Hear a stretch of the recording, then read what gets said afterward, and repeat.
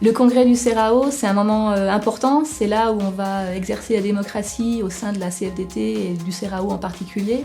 C'est là où on va élire le secrétaire, la trésorière, le bureau, les gens qui vont exécuter les actions du CERAO.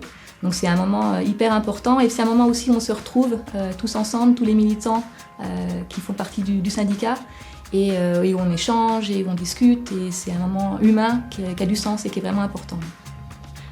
C'est le lieu le plus fort, je dirais, auquel peut insister un homme militant, voire un adhérent, parce qu'en fait, c'est à ce niveau-là qu'on va voir comment tout le système démocratique de la CFDT s'exprime, et on voit vraiment que c'est un syndicalisme d'adhérents.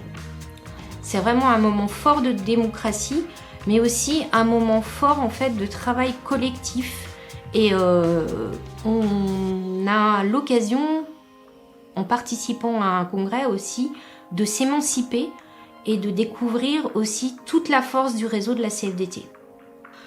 C'est important en fait de participer au moins à un congrès une fois dans sa vie de militant parce qu'on voit comment nous, simples adhérents et simples militants, on peut agir tout en haut de la structure jusqu'à l'élection en fait du grand chef de la CFDT suivant le congrès auquel on participe. Le congrès, pour moi, c'est la grand-messe du syndicat.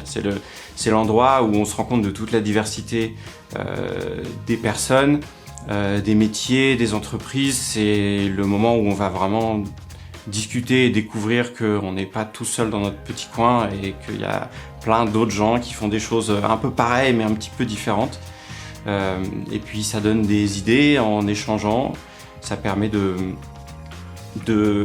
faire avancer les positions, d'ajuster certaines idées qu'on peut avoir, parce qu'on arrive toujours avec des idées plus ou moins arrêtées ou plus ou moins reçues sur certains sujets. Et ça permet d'en échanger avec toutes les autres personnes qui sont présentes.